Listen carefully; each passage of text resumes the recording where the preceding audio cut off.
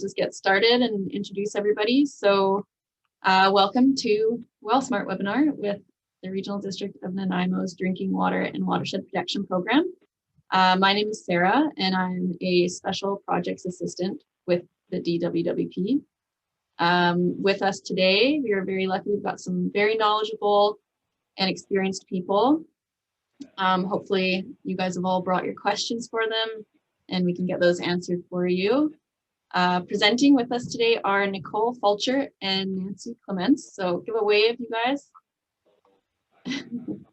Perfect. So first up, Nicole is a groundwater protection officer with the Ministry of Forest, Lands, Natural Resources, Operations, and Rural Development. It's a bit of a mouthful, but we'll go with, from now on, just calling it FLNRORD. And she'll be talking to you guys about groundwater and well maintenance and operation. And then we have Nancy, and Nancy Clements is a environmental health officer with Vancouver Island Health Authority, or VIHA. And she'll be speaking to water quality testing and treatment. Also with us to assist with answering questions during our Q&A session are Colin Slade from Drill Well Enterprises, and joining us later on perhaps is Melissa McIntosh from Bureau Veritas Lab. So that's where we get a lot of our well water quality testing done, is through that lab. So she may join us in a little bit or for the end of the Q&A session. Just for some general webinar housekeeping tips, as a member of the audience, you don't have the option to have your video on, so we can't see you. You're also muted, so we can't hear you. If you ask us a question to the computer, we won't hear you, unfortunately. And this is just to minimize the amount of background noise and distractions. And throughout the webinar, you are welcome to ask questions, and you can do this by typing in the Q&A function. So you should be able to see on your screen, there's a little button that says Q&A. And so you can click on that and you can choose to be anonymous, or you can choose to have your name there. And we'll get that question answered for you, whether you want us to, whether we type it to you directly or whether we share it with the whole group, because likely if you have a question, it's likely that other people have the same question. So definitely use that Q&A function right there as much as you can. Also throughout the presentation, I may share some links to documents or useful sites. So you'll see that up in the chat box. So again, should be near where the Q&A is. You'll see a little chat box. Yeah, you should see a little chat box there, so you can write in there your questions too. But I think we would prefer if you put it in the Q&A, just because that's easier for us to check off if we've answered or not. Also, to keep things fun, we've got a few different interactive parts of the presentation. So we may ask you guys some questions too. And this could be in the form of a poll, or we may ask for, say, a show of hands. And so I think maybe we'll just do a little practice run of that. So if everybody is able to find the show of hands function, let's see, show of hands if you're here.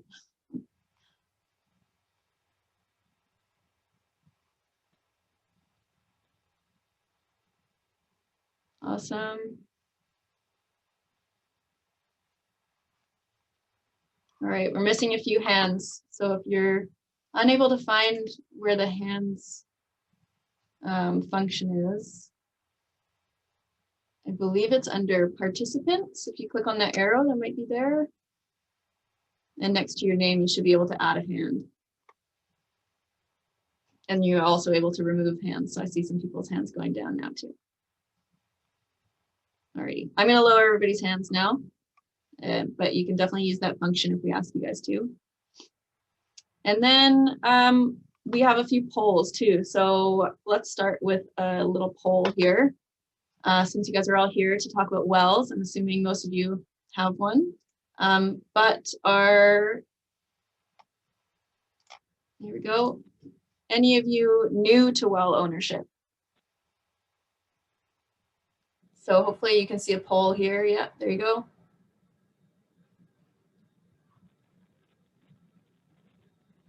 And I allowed our attendees to vote as well this time.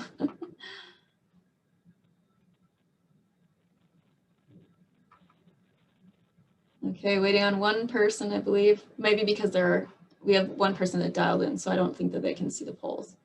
Perfect. Okay, so share the results. All right, so 29% are new to well ownership and 71% are not new. So welcome all of you. For those of you who are new, you're probably gonna learn a lot. So might be a lot to take in, maybe take some notes, but we'll give you all the information that we can. And for those of you who are a bit more experienced, again, you probably learn something new, and yeah, it's gonna be great. All right. So first off, what is WellSmart? So WellSmart is an education program to help private well owners protect the quality and supply of their drinking water. The goal of this program is to protect the water quality and maintain rural water supply, ensuring the health of families and communities. As groundwater and surface water are interconnected, protecting our aquifers also protects fish and the rest of the environment. So as a well owner, you are your own water manager. Unlike landowners on a water supply system, you are responsible for supplying clean, safe drinking water to your household and someday guests when restrictions sort of lower one day. And unlike other landowners, you can't call someone else up to get your testing done. You can't call the city if water doesn't come out of your tap. You're on your own. And it's also your most important asset on your property too. And without water supply, your property has little value. So it's really important to take care of that. So why be WellSmart?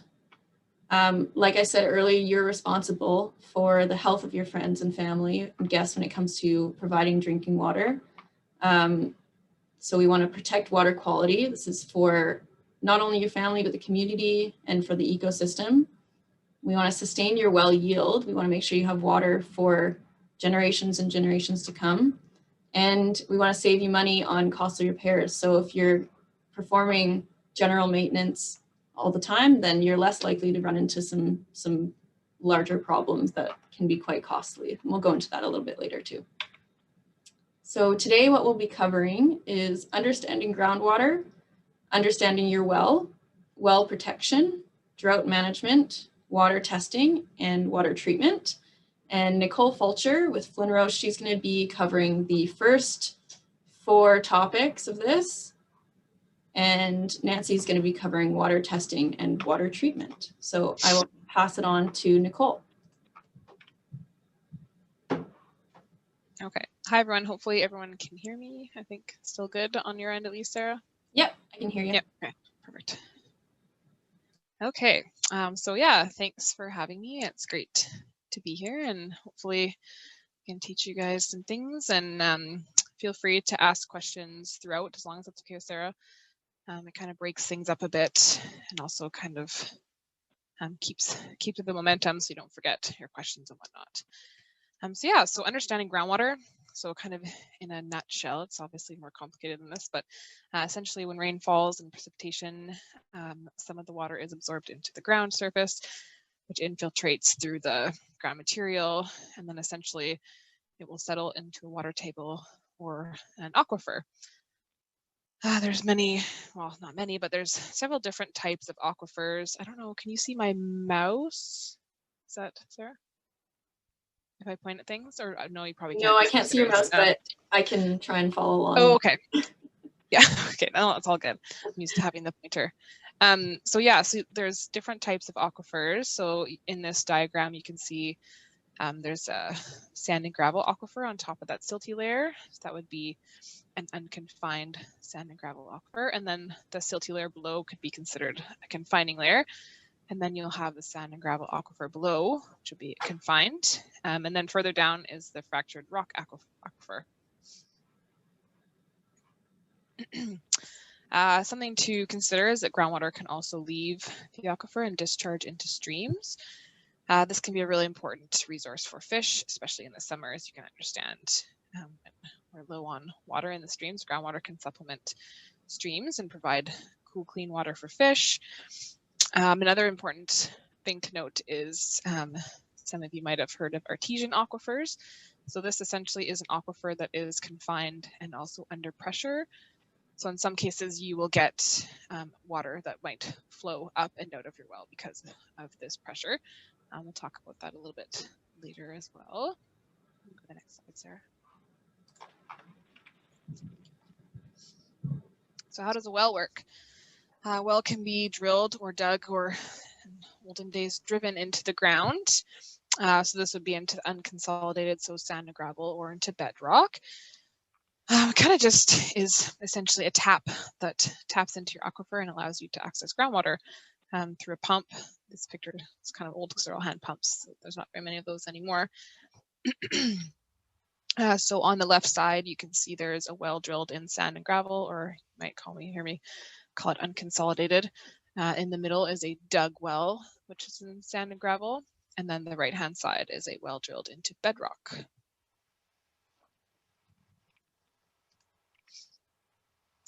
So what kind of well do we do a poll for this, Sarah? I can't remember.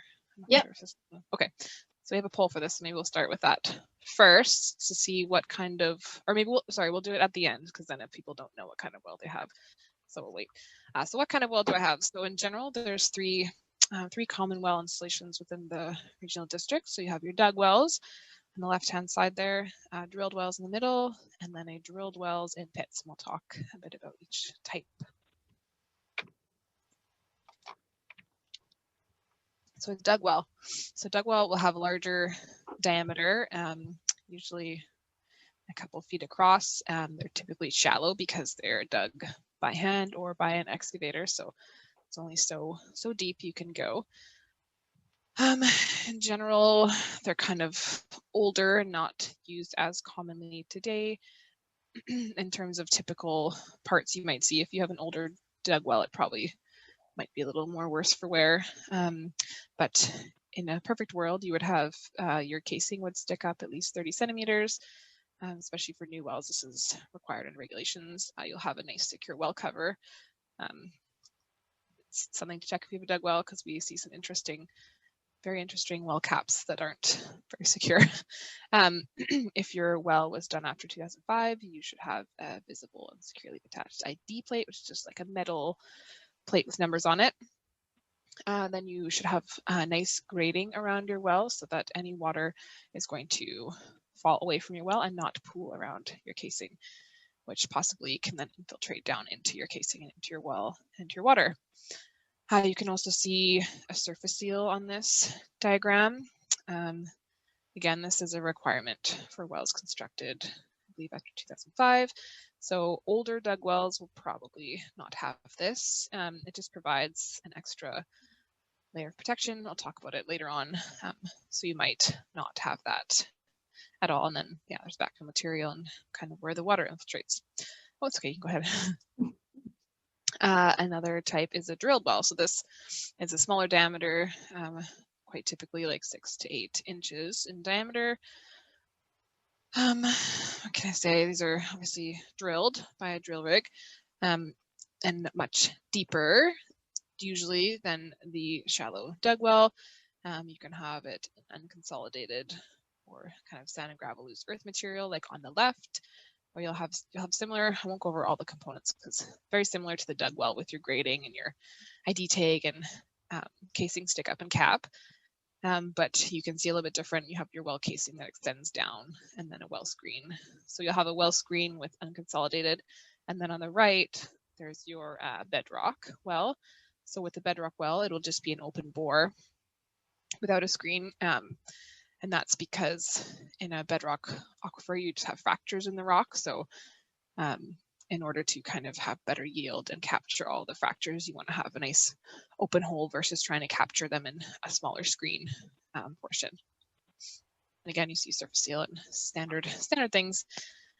Drilled wells in pits. So these are not typically allowed unless you have an engineer who will engineer it for you and make sure that it's properly drained and constructed and things like that. They're older, historically done to prevent freezing of the waterline connections because everything's below ground. You'll have kind of like a cribbing at the top and then a pit and then some kind of well structure on the bottom. So you can go to next slide, Sarah. Do we want to do the poll? Oh, I think there's one more slide for this and then we can do it. Yeah. Right. Yes. So just more information on drilled wells and pits if you have one.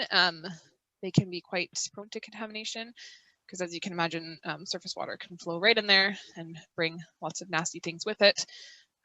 Rodents can get into it, bugs, things like that. That's where drainage comes into play. Also important to note if you do have a drilled well in a pit or a well in a pit is that it can be a significant safety risk. So you might have buildups of gases like carbon dioxide or low oxygen and things like that. So never go into your pit without proper safety gear. Now we can do the poll. Alrighty. So the poll, so just out of curiosity as to who has what types of wells. Generally, I think we usually have mostly drilled wells, but I'm always curious. I didn't put drilled wells and pits on there, but yeah, see what everyone has.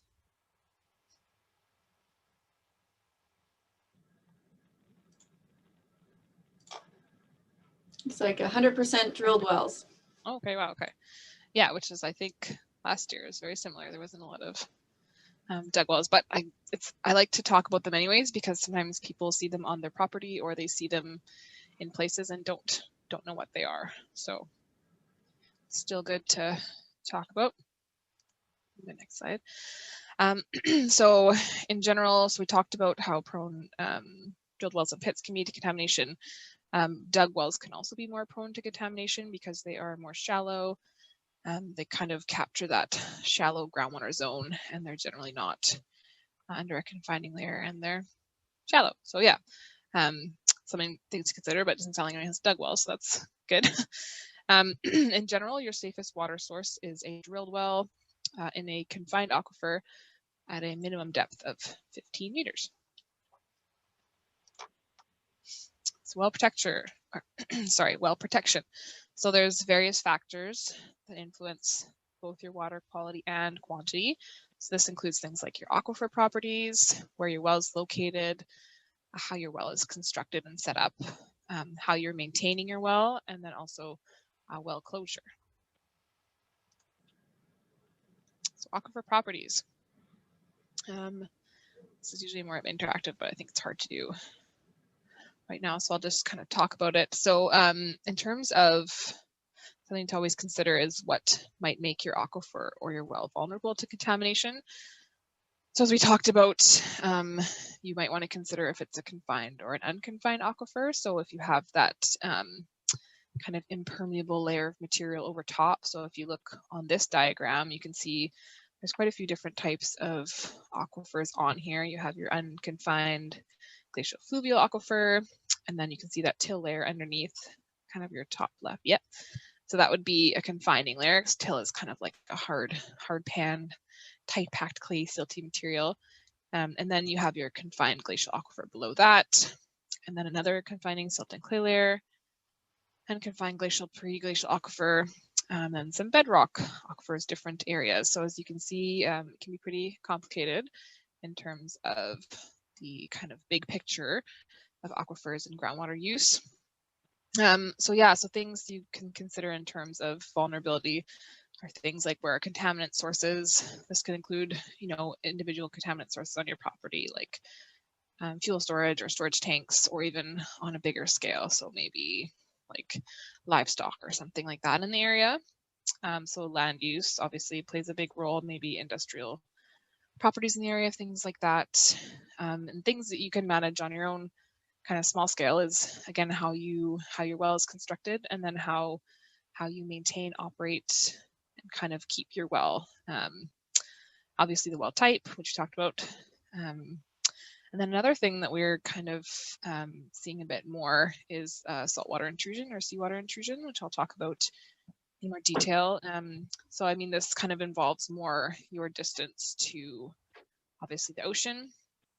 And I mean, sometimes we can have saltwater intrusion kilometers in. So Just because you're not directly on the shore doesn't necessarily mean that you might be impacted. So yeah, just something to consider, especially living in kind of a coastal island area. So seawater or saltwater intrusion. And essentially, it's just the intrusion of saltwater from the ocean and contaminating fresh groundwater. It can also be caused by drilling into saline groundwater or drilling sometimes too deep. Generally, hopefully, drillers will identify this. I'm gonna skip forward on mine here. So in terms of how this might happen on your property, say if you're close to the shore, there's kind of a natural barrier between saline water and fresh groundwater. And as you pump your well, especially if you're over pumping, or maybe you have like a leak or something like that that's causing your well to work harder than it should be, you can kind of break that barrier, which causes saltwater to be drawn into your well. And obviously this is bad for the aquifer and bad for you, because at a certain point you're not going to want to drink salty water. And it's also under the Water Sustainability Act, it is against the regulation to operate a well that causes or is likely to cause saltwater intrusion. So yes, it can be a bit of a difficult situation. So always a good idea to keep an eye on that and your use and things like that, and conserve as much as you can, and also keep everything in good maintenance. In terms of impact, it's not necessarily permanent or long-term, but it definitely can be. It's a very case-by-case basis, so it depends kind of on the situation and how much water you're using and whatnot. So yeah, something to consider. Well locations, so more about well locations. So whether you are drilling a new well or maybe you are doing some kind of changes on your property, it's always really important to consider how these changes, or maybe where you're going to put your new well, is in terms of protecting your quality and your quantity. So that's some things you want to think of is having your well in a high elevation. You don't want to put it in a low area where it's going to collect a bunch of water that might infiltrate into your well. You want it to be a secure, dry area, avoiding wells and pits, as we talked about, and then being 30 meters from contaminant sources, which is a regulation under, I believe, the Health Hazard Act.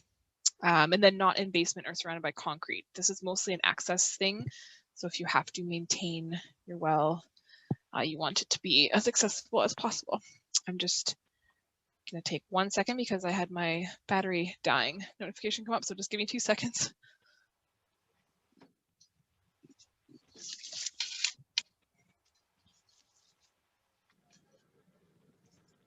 Oh, in the meantime, you can consider what types of contaminant sources you might see and that you might be concerned about, because we'll talk about that after I'm done this.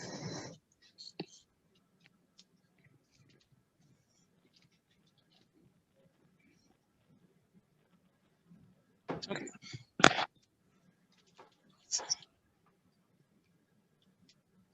Okay, sorry about that.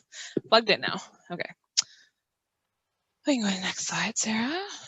So well location. So as mentioned, your well should be 30 meters or 100 feet from a potential contaminant source. So this could be things like pesticide storage, maybe vehicles because they leak, especially if you're doing maintenance, fertilizer, fuel. So even things like jerry cans, or if you have like oil storage tanks for heating.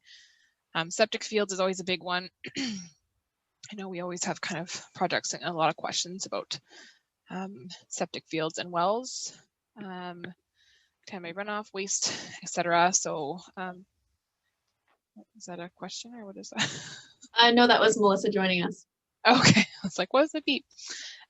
Also important to consider like neighboring properties and things like that, and kind of just always thinking where's water going to go, surface water or groundwater in general. Construction and setup. So of course, for newer wells, when the groundwater protection regulation initially came out in 2005, there are standards for setup. So wells constructed after the state have to be constructed in a certain way. If you have an older well, you might think, well, my well does not look like this at all. In general, it's not a requirement, but it's a lot of times we make recommendations on what can be done in order to make your well better constructed and set up, so you have better long-term quality and sometimes quantity. So in terms of why do we have these standards and why do we enforce these things? Essentially, they're to protect you and your family and whoever is using the water, and also to protect the aquifer in general and your neighbors. So that's essentially why they're there. Sometimes they're a bit of a nuisance to people, but they're really important. So something to consider. All drilled wells and dug wells. So something else that I come across occasionally is well owners not being knowledgeable of requirements in terms of who does work on your well. So in general, for drilled wells, for most things, you have to have a registered well driller do work on your well, unless maybe if you're putting like a cap on or something like that, or clearing vegetation around it. But definitely well construction, if you're doing things like extending the casing or any kind of intrusive work on your well, it has to be done by a registered well driller. And obviously it's in your best interest because you want someone working on your well who's certified and knows what they're doing. Same for construction. With dug wells, it's a little bit different to a certain depth. They can be constructed by anyone or also decommissioned by anyone, but of course there are standards that need to be followed. So again, look into who you're hiring if you're getting someone to do your well work, and make sure that they're registered and know what they're doing. Same thing for pumps. So if you are getting a pump installed or maintained or removed or anything like that, it has to be done by a registered pump installer. So the picture here just kind of shows general setup. We've talked about a lot of these things. Your stick up, secure well cap, it's really important. A D plate grading, I'll talk about a lot of these things in a bit more detail after. Surface seal, and yeah, that's pretty much it for this slide. ID plates, so I've talked about ID plates a little bit. You may or may not have one on your well. It's not required for wells before 2005. So if your well was drilled or constructed after this date, you should have one. Wells before, not required. It's kind of a personal preference if you do want one. We don't generally even recommend them unless you're going to register your well, because then you automatically get a plate. Or maybe if you have multiple wells on your property and you want to be able to easily distinguish them, then it could be a good idea. But really it's just kind of a metal plate which matches with the provincial database. Something important to note, which is always a problem for people, is the province uses two numbers. So there's this well identification number or well ID plate number. And then there's also a well tag number, which is a totally different number to identify wells. So people get it mixed up all the time because the tag is deceiving. So yeah, something to consider if someone tells you a number and you're like, that does not match my well, that could be why. Well caps. So it might seem like basic knowledge, but your well cap is really important for the protection of your well, because obviously if it's not a good cap and a good seal, then anything can get into your well, whether it be rodents or bugs or contaminants or floodwater, etc. So your well must be watertight and it has to be vermin-proof cap. So there's a couple different kinds. See some creative kinds. So as you can see, the two on the left are bad examples. So a bucket, I've seen a bucket a lot. Obviously things can climb in through, and then it looks like a dug well with just a wooden plank on top, which also has a hole in the middle. So obviously any water or rodents can get in there. The two on the side are examples of good well caps. They fit nicely, they're secure, they look to be watertight and vermin-proof and not broken or cracked or anything like that. Next slide is just some more well caps. The left is a sanitary steel type, fairly waterproof but not perfect. Middle is the pitless adapter, and then on the right hand side, this is a dug well which has a great cap on it, which you don't see normally. It's kind of like a septic plastic cover bolted down with gaskets. So it's a good example of a nice cover for a dug well. Surface seal. So I've talked about surface seal a little bit. So essentially a surface seal is kind of an impermeable barrier in the ground around your well. And this is a requirement for wells constructed after 2005. So if you have an older well, you might not have one, unfortunately. Again, it just is in there to prevent contaminants from entering the well, from going down along the outside of your casing. There are regulations, and in some cases you can, if you're really concerned about it, you can get like a shorter surface seal put in, which is always an option if you're looking to kind of spruce up your well condition and kind of protection. Sometimes we recommend that in certain situations. So essentially, something to think about is when your well's drilled, they'll use a bigger bigger drilling auger or whatnot, or whatever method they're doing, than what the actual casing is. So then you have this void annular space around your well that needs to be filled in. So it's filled in with backfill material, and then on the top, the new regulations, so the top 5 meters or around 15 feet has to be this impermeable bentonite. Well, not necessarily bentonite, but some kind of impermeable layer, but in general, most drillers, I believe, use bentonite. Yeah, and it's your responsibility to make sure that it's maintained and kept in good condition. So things like gaps and whatnot are kind of what you want to look for. So some images of bad and good surface seals. So just, again, looking for these gaps, especially that one on the left, it looks like it's collecting water that's just sitting there, which is not ideal. And in the middle, just, again, more gaps. So pretty easy to recognize if there's impacts to your surface seal. And then the one on the right looks nice and secure and complete.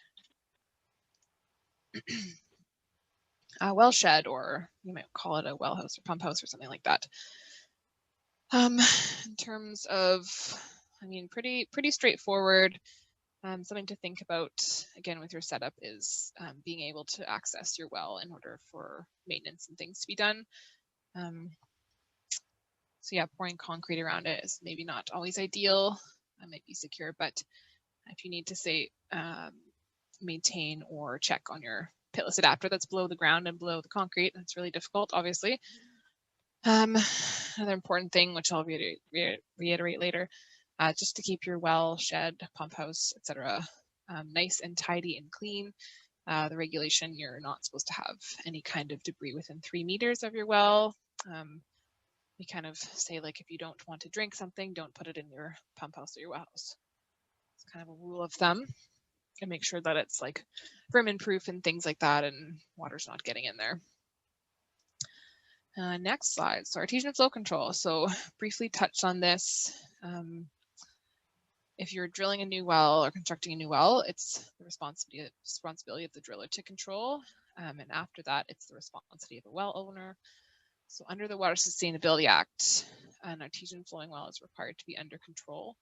So what does this mean? It's supposed to be clear of sediment. So any water flowing out of your well, if it has sediment, it could mean that there's some kind of issue below ground, where maybe it's kind of eroding underneath the well casing. So that could be an issue. You want it to be entirely conveyed through the casing. So you don't want any kind of like leakage or bubbling around the base of your well, for example. It has to be able to be turned off indefinitely. So some kind of off valve or something like that, where the flow comes out. And it can't pose a threat to the property, public safety, or the environment. So in some cases, you can see things like flooding, maybe flooding basements, properties, or in terms of safety to the environment, like maybe the water might be clean, but it might have minerals or something that might impact a nearby stream that's fish bearing or something like that. Good maintenance. So it's, I mean, fairly easy to check on your well and kind of check on the maintenance, and it's something that's important for well owners to do on a regular basis. So essentially you want to kind of inspect the wellhead, you want to maintain your septic system properly if you have one. get water quality testing on a regular basis, which Nancy will talk about a bit more. You want to keep your wellhead and pump house in good repair and free of contaminants. And then in some cases, you might need to disinfect your well. This is not something that needs to be done all the time. It's only for a situation where maybe you have someone come and do pump work on your well. So they're taking your pump out and putting it back in. Then you want to disinfect it. Maybe you have a water test that comes back with bacterial contamination, or maybe there's a flooding on your property and you know that some kind of flooding water has entered your well. Yeah, that's pretty much it. Oh, I guess in terms of specific things that you would be looking for on your well is like signs of cracking or corrosion on your casing, any damage, like if it's bent or anything like that. Checking your well cap, making sure that it's not broken or cracked or missing. And yeah, checking your surface seal if you have one, or even if you don't have a surface seal, it's good not to have gaps around the well, and keep that grading nice too, which is really a pretty minor thing, but it's something that I see a lot in terms of issues, is just the surface kind of grading around your well. There's a question in terms of how do you disinfect? Does Nancy talk about this? This is not my area of specialties, so I don't try not to talk about disinfecting, but generally it's like or some people call it shocking well, it's just with chlorine. But there's certain... I covered that off a little bit later in the presentation, Nicole. Okay, perfect. So I won't talk about it. But yeah, Nancy will talk about that. Good maintenance. We already, or did we do this? Yes. Okay. Next, closure. Well closure. So it sounds like maybe everyone has drilled wells and not old dug wells or old wells on their property, which is good. I'm sure a lot of people think, oh, I just have a well on my property, it's not being used, it's not an issue, but they can pose a significant risk to groundwater quality. And as you can imagine, they're very close, likely, to your well. They can act as a direct conduit for contamination, things like that. If they're not, especially if they're not maintained and kept properly, like if they're missing a cap or something, then obviously things can go right in there. So if you have any unused wells on your property, it's good to consider what you want to do with it. And there are requirements, of course, for what needs to be done with them. The next slide, Sarah. So in terms of closure, so there's a time frame requirement. So if your well has not been in use and you don't plan to use it, even as like a backup source or something like that, for 5 years, it has to be deactivated. So deactivating is essentially that the well is cap secured, protected and maintained in a safe sanitary condition while it's out of service. And then for another 5 years, so 10 years total, if it's still not being used, then it has to be decommissioned or closed, which generally involves filling the well up and cutting the casing and whatnot.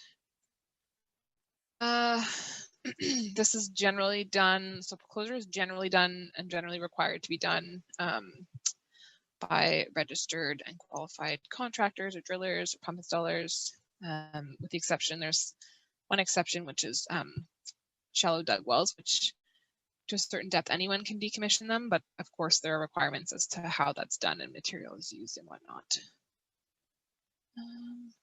Yeah. Go to the next one. Oh yeah. It's just commenting, yes. Yes, the next panels we'll talk about disinfection. Oh. I think go back one, sir.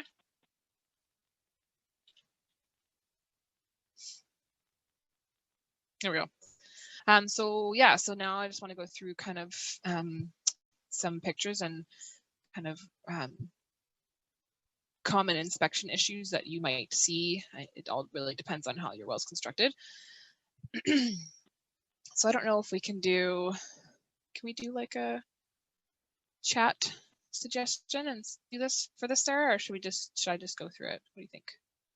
Is it gonna be too clunky? No, we could do that. Okay, great. We'll try it. So yeah, so we'll go through some pictures and it'll be kind of like, what's wrong with this photo, and see if anyone can kind of think about, and then maybe enter it, maybe just in the chat is fine.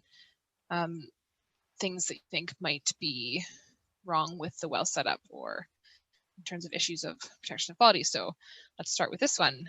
So what does anyone, yep. What's wrong with this one?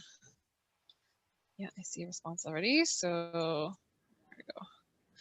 Yes, so water collecting at the bottom of the well. Yeah, so obviously there's some drainage issues going on here, and you don't want water hanging out at the bottom of your casing, regardless if it's in this enclosure or just sitting out, and maybe you have kind of a low area. So obviously there's something wrong. Maybe these concrete rings are not sealing properly, or there's some kind of spot or the cap where the water is getting in. Okay, next. So 2 more photos. So if anyone wants to take a stab at what's wrong with these 2 photos.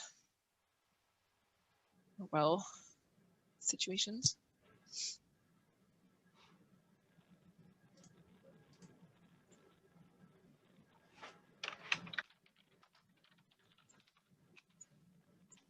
I think that's a new one. Leaf litter, yeah.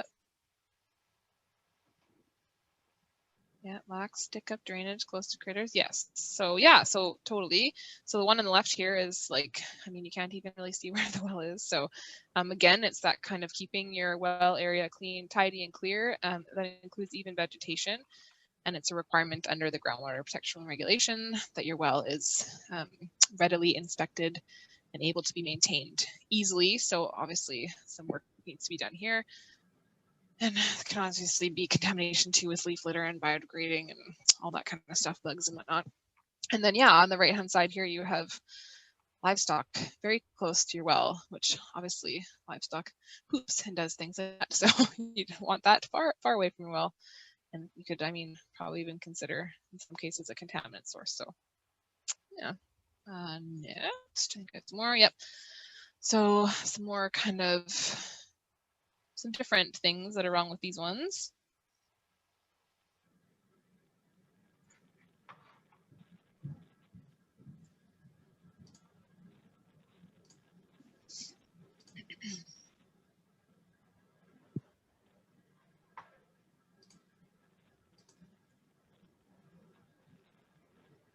No, nobody. Right. Oh, there we go. Drip reservoir, yeah, that could be it for sure. The one on the left, so there's like that nice low area right around the well, which looks pretty mucky and gross. And then this kind of weird pipe coming off makes me automatically think that it's an artesian flowing well. So that's probably where the water comes up. Yeah, oh, yeah, it's a freezing issue, definitely. So that's also something I need to consider as any kind of freezing. And then, yeah, the one on the right-hand side, a cloth is not a good well cap. Obviously, it's not watertight and not secure and safe from vermin and bugs and things like that. So great. Do I have more? I think I have one more. This one's kind of a well pump house slide. So again, anyone think of what's wrong with these ones?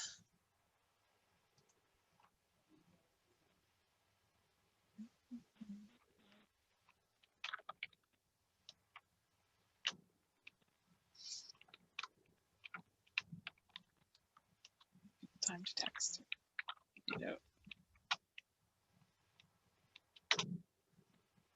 Yep, messy, yes, yeah.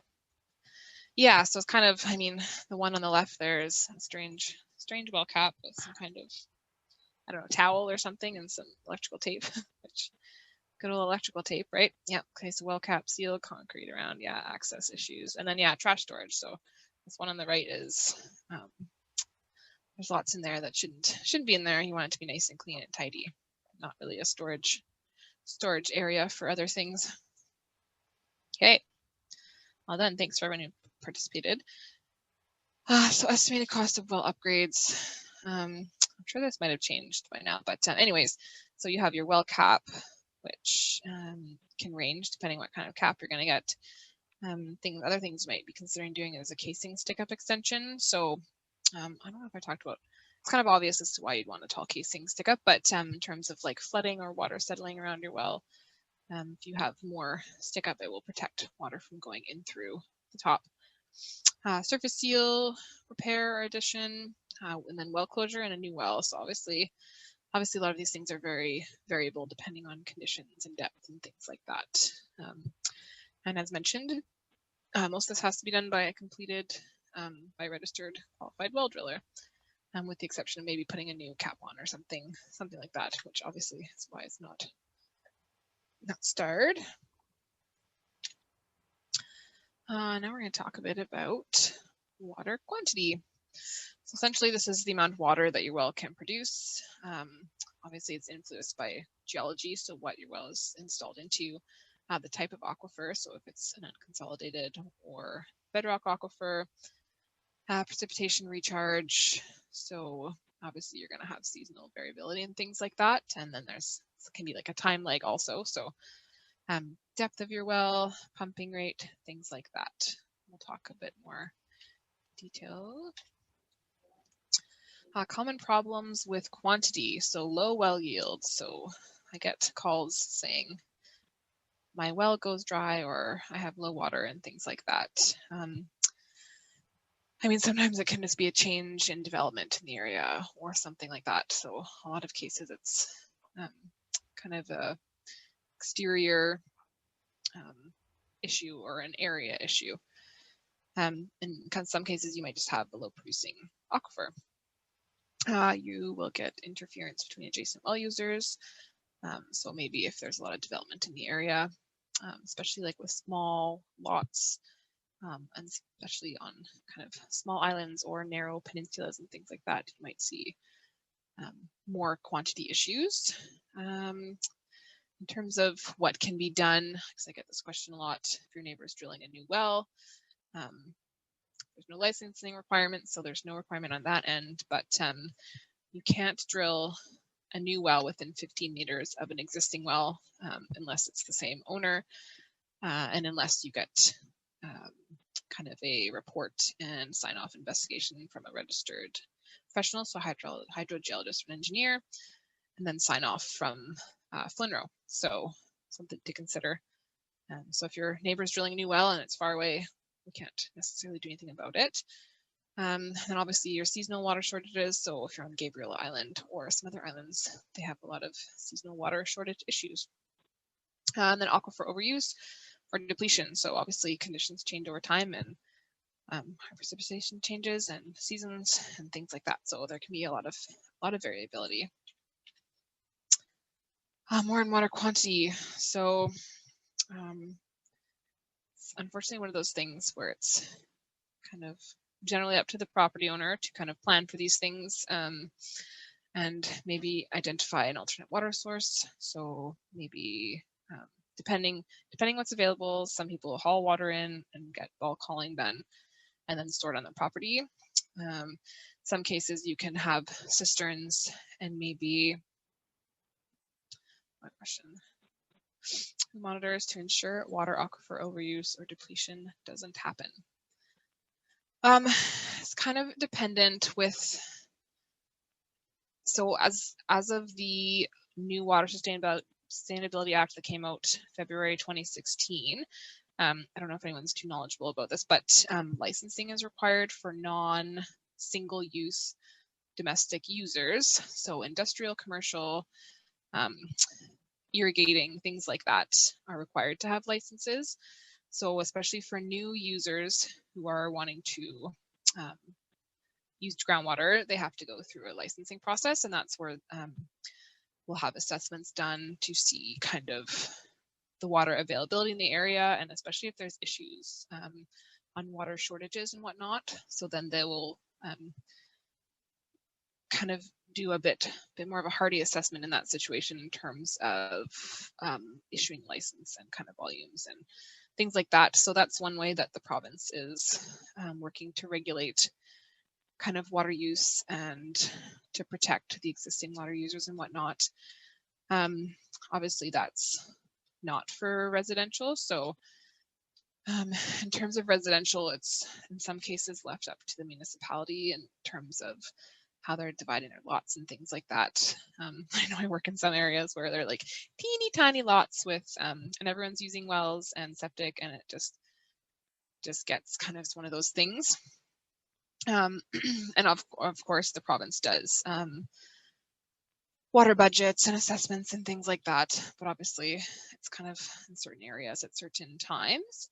So it's kind of a bit of a sporadic monitoring system.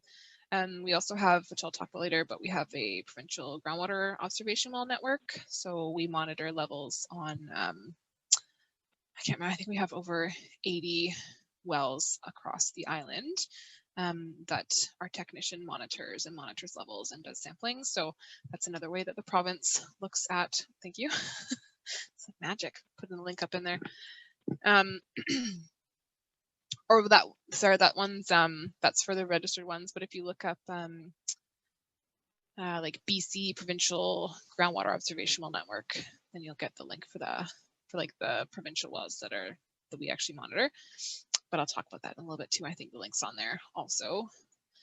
So yeah, I hope that answers your question, Kyle, at least a little bit. I think we're done with this slide. So we're just talking about overuse. Oh, my head here. We got another question here. Oh, perfect. Let's see. Oh, is it on chat? I can't see it. Yeah, so oh, yeah. Is a license required for one well serving a residence and a few seasonal rental cottages? Yes, technically. Yeah, especially because it's like a commercial operation. So yes, it would be. In general, like, and I will talk about licensing a little bit, but yeah, in general, a license is not required for like kind of a single connection dwelling to your well. So yeah, I know I've had questions about that a lot, like in terms of even like rental properties and things like that. I mean, it's relatively likely lowish use compared to, you know, like a big industrial user or something like that. But yes, technically under the regulation it would be. You can always contact Front Counter BC or someone with authorizations and run it by them to make sure, and they can confirm, yes, a license is required or no. It's not my area. I kind of like refer people to licensing and authorizations and answer general questions, but I don't like to get too much into it because it's not my zone. Also implications under the Drinking Water Protection Act, which is governed by health for anything other than a single family dwelling. So if you have multiple connections to a single source, sorry, I should start my video. There are permitting requirements under that legislation as well to consider.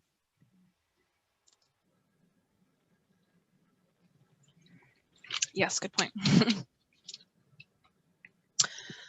Water quantity, some more. So yeah, so it's important to think about and plan for the future ahead of time, not last minute. So if you're at the risk of running out of water, so maybe you start noticing that your well gets really low in the summer, it's probably not going to improve potentially, depending. So it might be a good idea to think about what you can do before you really run out of water. So alternate sources. So again, like storage on site. Maybe your well has a lot of volume in the winter and you can store on site or something like that, or you can do rainwater collection, or there's some other options to think about. Obviously never use your well to store held water, so don't pump water into your well that's not from there. And then also consider treatment. So if you have cisterns and things like that and rainwater collection, you'll probably need treatment. Drought management and climate change. So yes, as I think a lot of us notice, we're having some changes in precipitation, which seem to be unpredictable year to year. Longer dry seasons with drought conditions, more intense storms, perhaps multi-year droughts, and more groundwater use. So with things like climate change and less precipitation, surface water sources are getting less reliable. So more people are going to be looking to groundwater use in terms of kind of a more sustainable, reliable source for water. Something to consider. That's kind of it for that. We discussed some of my other notes. So what can you as a private well owner do?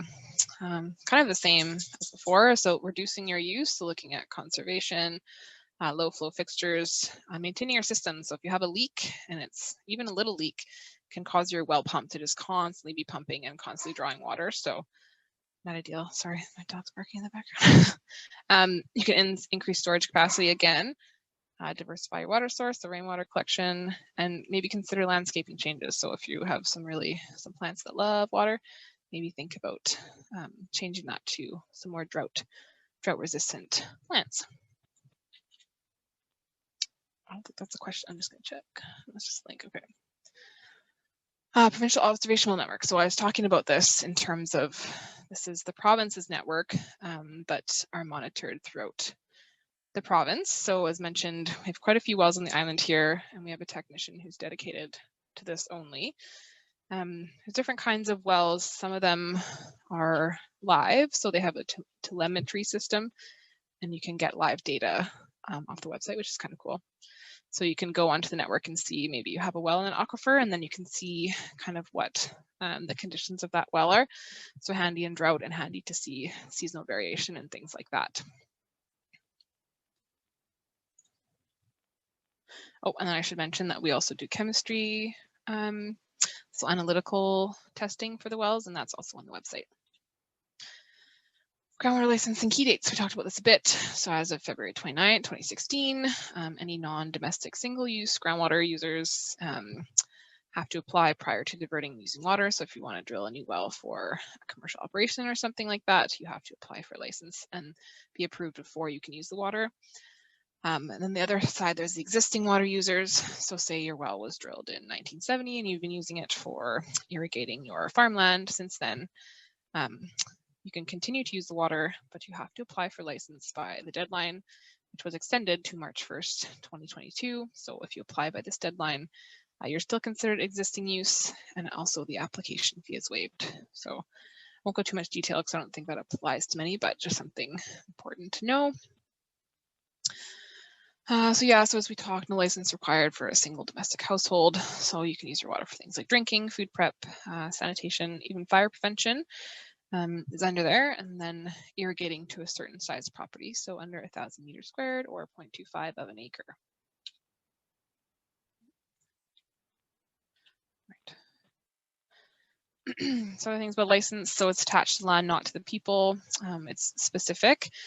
And then in terms of scarcity, if it does come to that, they go with the fit for rule. So that's first in time, first in right. So essentially, the most kind of superseded groundwater users will get that priority. There are some exceptions with things like fish protection and whatnot, where they might go for kind of the biggest groundwater users if they're trying to supply more water to the stream. So it's not always a cut and dry thing. And this is not the same as registering a well. So registering a well is different, and you can register your own domestic well, which just essentially adds it to the GWell system. So this is the GWell system. So where can I find my well record? So if your well is registered, which especially if you have a newer well, your driller would have done it after 2005, they should have. So basically it's just this page here, and you can look up your well tag or ID plate number if you have it, or you can look up street name, your name, things like that. It's also handy if you don't have a registered well, you can look. You can kind of zoom into your area and then look and see if wells are in the area, or if you're drilling a new well, maybe you want to know, see if maybe you can see how deep you're going to go and things like that. So kind of a helpful database. Where do you get your well records? So ideally you have a copy of your well record. Older wells, sometimes they get lost in the mix and whatnot. You can try, if you know who drilled your well, to see if they have a copy of it. Or you can check, sometimes you don't know, and maybe it's on the database. Things that should be on your well record. On the top there, you have your address, owner information. Yeah. I got a comment from Colin. It says, yeah, very powerful tool. I use the map feature and search by text. If there are any errors, omissions, it won't show up. Okay. Yeah, so be careful with searching by text, because it's not always the most, I do a lot of just zooming in on the area also, because it has to be pretty specific for it to show up. So it might be the most effective if you don't know if your well's in there. What else do you find in your well record? What the driller will go through. So typical kind of basic geology, how your well is constructed, depth, water level, yields, who drilled the well, location. Sometimes there'll be like a little sketch there. Yeah. It's important to try and track down your well log if you don't have it. That could be a really good kind of task to do. And then also if you sell your property, make sure that you pass it on, because or else they'll just get lost potentially forever. And it's hard to get that information if it's lost, especially if it's a really, really old well. Let's talk a little bit about groundwater laws. So I work under the Water Sustainability Act and the Groundwater Protection Regulation. So kind of essentially these are to protect groundwater supplies. So they require things like proper construction, proper maintenance and operation, proper well closure, and also regulation of the contractors who work on the wells. The Environmental Management Act. So this is managed by the Ministry of Environment, and it covers things like disposal of waste without a permit, more on the contamination source side of things. The Drinking Water Protection Act, so this protects water suppliers by prohibiting contamination of a water source, and it's under Island Health. And then the Public Health Act, so protects water supplies by requiring well setbacks of 30 meters from potential source of contaminants. Yeah. And there's some handy links going up in the chat for you guys. Okay, well, I'm done. So now Nancy is going to take over and talk about water quality. Sarah, did we want to give everybody like a 1 minute stand up and stretch? Yeah, I was going to say, just for fun, why don't we raise your hand if you want to take a 2-minute break? I need to drink water. Alrighty, that's enough for us to decide. So let's take a 2-minute break and we'll be right back. Stretch your legs, do a little lap around the house.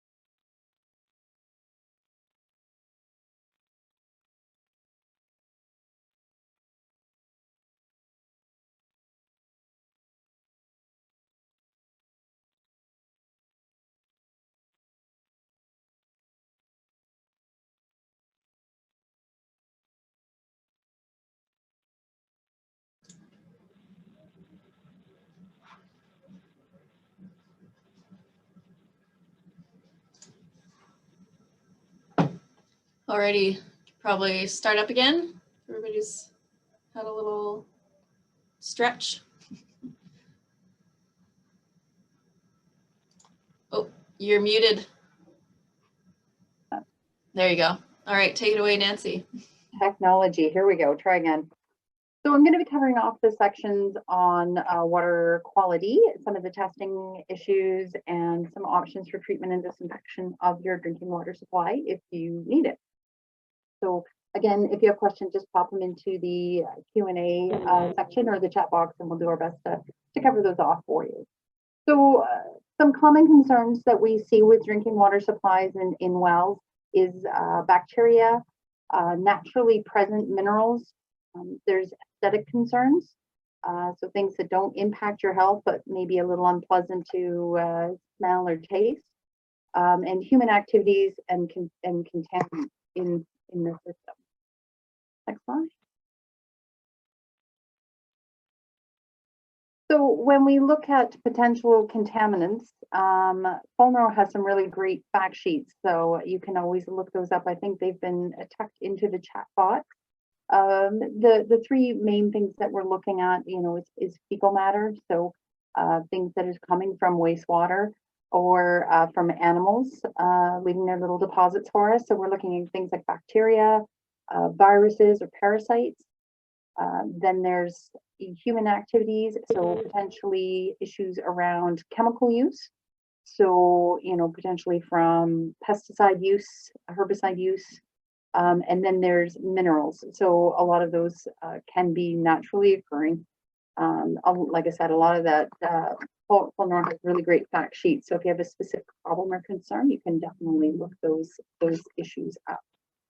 So next slide. So when we look at water quality testing, most well owners are drinking untreated groundwater, and for the most part, that's probably not a big deal. But where it is very valuable is to get that water tested so that you know if it's safe to be drinking or if you should be doing something else.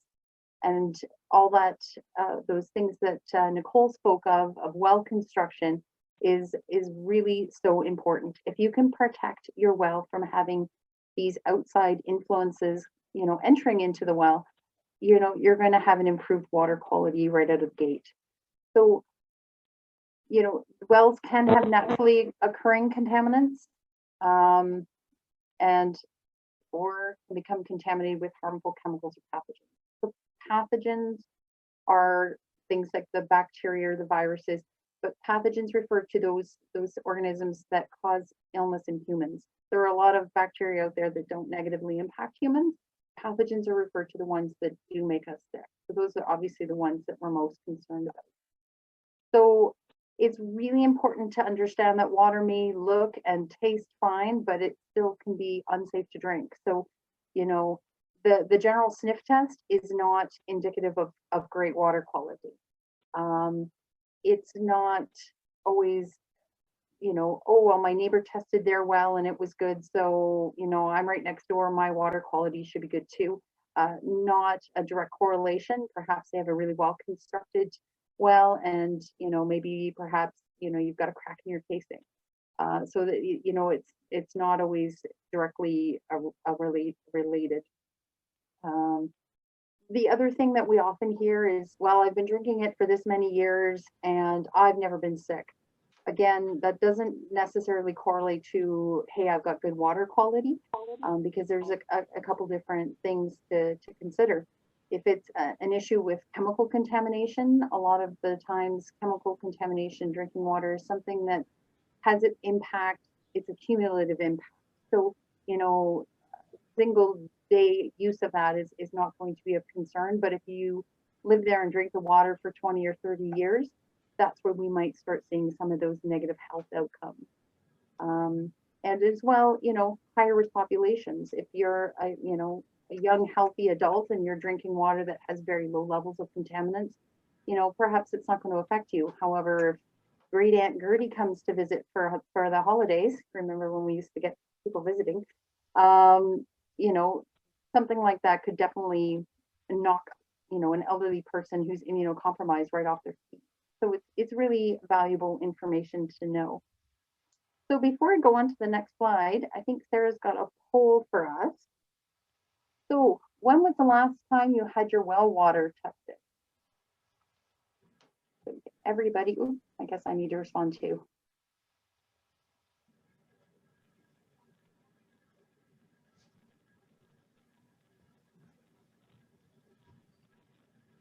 Are you able to put those results up for us, Sarah?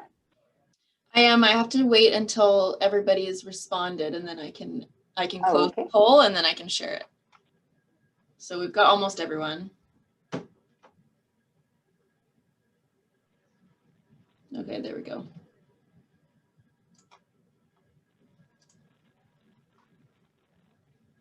Oh, look at that. So within the last year, we have about 13%. Within the last 5 years, we've got a third of the people. More than 5 years ago, 40%, and a few people have never tested. So definitely something to consider, and hopefully after the discussion today, we'll have some good motivation for you to give that a go. So the next slide, please. There we go. So when to test. So there's a couple different kinds of tests that we recommend. So just your basic bacteriological test, where we're testing for total coliforms and E. coli. You know, ideally, we would recommend doing that 3 times a year, or at any point where you do any major plumbing or work on your system. Things for like chemical and physical parameters of your drinking water. Generally, the recommendation is for twice in the first year, and then every 3 to 5 years after that. So the first year, you're establishing what the quality of the water is. And then, you know, every 3 to 5 years, you can see if there's any changes or variations in that drinking water quality.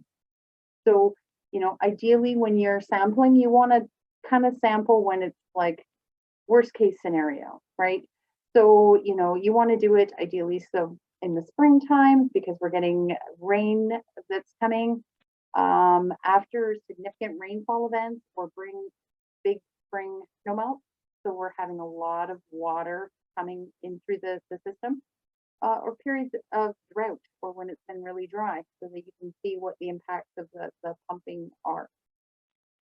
So what is so valuable about doing this testing is that it establishes the baseline water quality for your well. You know, people will contact us and say, oh, you know, the neighbor is doing this and now my well water's bad.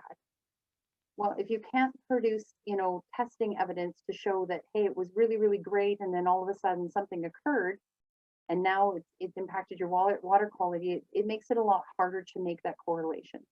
So it really establishes the baseline, and then you can see if there's changes over time in the quality of your water. So, you know, some other times to consider if you want to do additional testing is if, you know, you're welcoming a new baby into your home, because there's the potential, obviously, that their immune systems aren't as strong, so they may be negatively impacted by water quality. If an elderly family member perhaps is coming to live with you, or anytime that you detect any changes in the water quality, if something just seems a little bit off, or you've had some plumbing work done, always a good time to test just to see if any of those things have affected your water quality. So the next slide.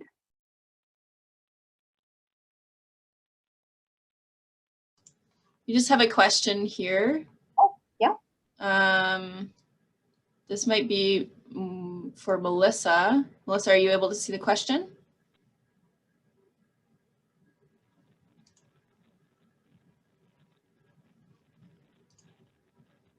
Oh, okay, she typed the answer. So the question was, are the bacterial tests $20 a time or $60 or $60 each test? And Melissa said it's about $60 per sample. But you're going to be speaking to a wonderful program the regional district has there, Sarah? I will be in a little bit. Stay tuned. Worth the wait. All right. So how to take a water sample. So taking a water sample, you know, it's a pretty straightforward process, but it's really important that you follow the correct steps and that you do it in a very clean and sanitary way, because, you know, a very small error can result in you getting a positive count, which isn't representative of your actual water quality.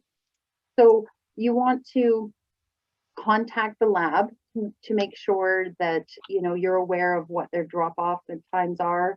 And, you know, in this era of the pandemic, you also want to be aware of what their protocols are around COVID and their COVID safety plan. You want to use the correct type of water bottle. So you can't just, pour it in any old jar and take it into the lab. There are specific sample bottles and specific amounts of volumes of water that you need to collect. So just reach out to the lab. They'll be able to provide you with all that information.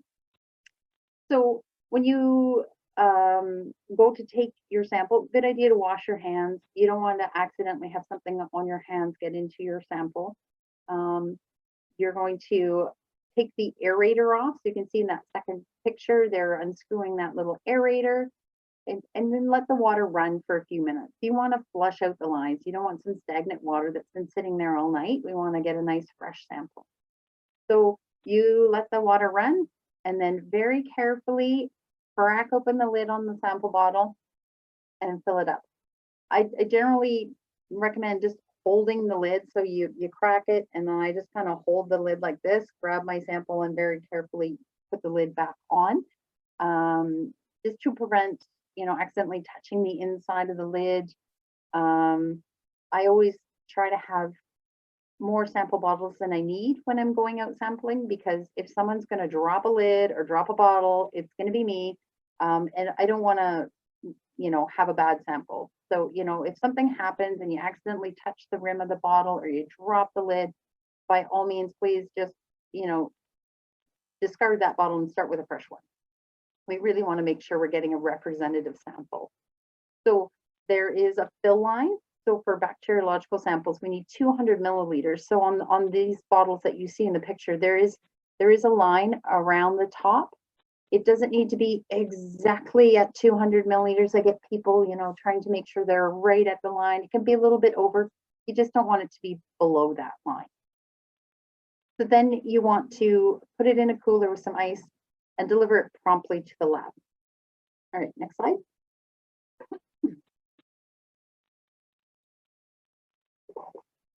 So what does it look like when you get a test result back? So what you'll see here is the test result, and this has got your bacteriological as well as your chemical and your physical parameters test results. You will see that it's got the units. So this is what the levels are that the lab reports in. The next one is, it's called the MAC, which is the maximum allowable concentration. And then the third one is AO, which is the aesthetic objective. So MACs and AOs, those are the levels that are established under the guidelines for Canadian drinking water quality. So those are ones that they say, okay, here are the levels that are acceptable. So the MAC is the maximum allowable. So this is something that you don't want to go over that level. It has the potential to have a negative health outcome. Aesthetic objectives are ones that are, they're not going to negatively impact your health, but, there's something about it that, is a little less pleasant. So, if you have high iron and manganese in your water, you might get some of that orange staining in fixtures and issues with your laundry. So it's not gonna hurt you, it's just, unpleasant. So perhaps you want to address it from that perspective. So when you look at this test result, so you can see at the bottom, it's got the test results for the total coliforms.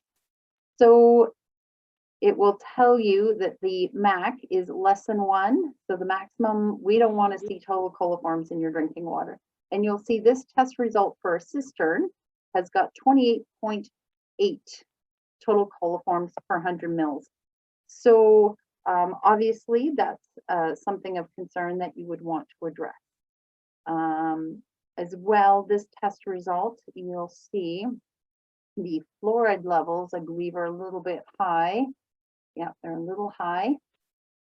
And the total dissolved solids is slightly above the aesthetic objective. So, something like the TDS is not going to affect health, but it has the potential to impact other things. So if you're choosing a treatment or disinfection system, the TDS level is going to affect which is going to be the most functional unit for your water system. So next slide. So water quality tests, really, these give us clues to what the source of contamination are. So for example, with the water test results we just showed, you'll see that we've got elevated counts of total coliforms present. So total coliforms are a whole family of organisms, and they're everywhere in the environment, which makes them really great indicator organisms. So they don't make you sick per se, but they tell us that you're getting surface contamination into your drinking water source. So if total coliforms can get into your drinking water supply, that tells us it's probably very easy, if there's E. coli in the area, for that to enter your well as well. So, you know, it tells us, you know, you're getting contamination into your drinking water supply. Now, with any issues or questions that you have around drinking water quality, please don't ever hesitate to give your local environmental health officer, so your local public health inspector, a call. You know, we can give you a lot of advice. You know, we're more than happy to take a look at, you know, your test results if you're having problems interpreting what it means. You know, you can give them a shout, and they're more than happy to help you out. We do have offices in Parksville and Nanaimo. So, you know, just phone your local office and one of the inspectors would be more than happy to help you out. So the important thing is, you know, if your test results don't meet the drinking water guidelines, you really want to do that investigation, find out what the problem is, what the risks are, and what you can do to mitigate those. So, you know, you want to always start at the source. So, you know, how is your well construction? You know, if that is needing some work or repair, you know, that's a good time to get that work done. You know, it could be an issue with just the area in which you reside. You know, there are areas where on the islands and some of the Gulf Islands where it's not uncommon for us to see elevated levels of arsenic or boron, and it really seems to be linked to the specific area. And, you know, the well history, how much maintenance has been done. So when you get a bad result, you know, start with the wellhead and then kind of work your way back. You know, do any of those upgrades that you might need to do. You know, potentially, depending on what type of contamination it is, shock chlorinate your well. We're going to talk about how to do that next. You can then resample. So once you've chlorinated, resample it, see what the results are, and then, you know, you can have those discussions with your local health inspector or other service providers to look at what treatment or disinfection options you may need. So the next slide. So this is one of the questions that came up previously. There it is. Carolyn asked the question about how to shock chlorinate. So the Ministry of Environment has a really great pamphlet on how to chlorinate. So I think Sarah is going to try to put that up in the chat box for us. But basically, shock chlorination is just a really simple form of disinfection. So you want to do that when you have a bacteriological contamination of the well. So if you've got total coliforms or E. coli counts in a lab result, if there's been work done on your well, you want to clean it out, because obviously there's been some poking and prodding going on around your well that, you know, has the potential to introduce some of that contaminants into your drinking water. So how do you do it? So, you know, definitely, you know, refer to the brochure, but the quick and dirty on it is you basically, you get bleach that you can purchase at the grocery store. You want just basic bleach, unscented. You don't want the stuff with Febreze or Fabric Guard or whatever they're putting in bleach these days. Your standard household bleach. The concentration for bleach can vary, so you want to take that into consideration. The basic household bleach is 3 to 5%.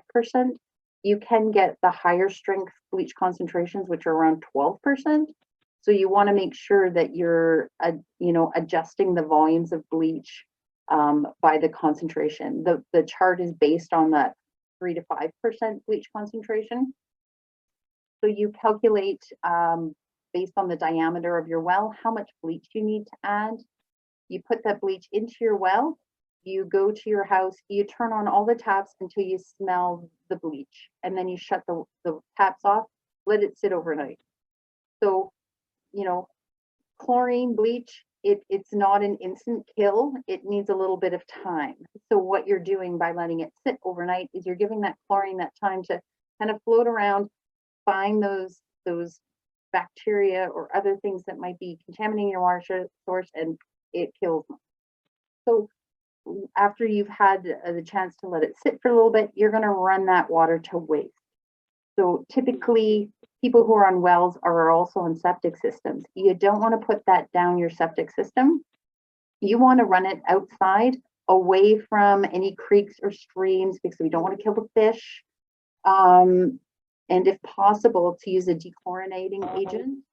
Those are, you know, that's a little bit trickier, but you know, if you run it over the lawn and it's not draining directly into a creek, that should be fine. And you want to run it till you just can't quite smell the bleach anymore. So depending on how much water you have in the well, that will sort of tell how long it takes. After that, you're going to want to let it sit for about a week. When I say sit, you're obviously going to be able to use it, but you know, give it a week to make sure that you've gotten all that residual chlorine out of the system, and resample again. So next slide. Oh, wait. After I shocked my well, it plugged up the filters for a week.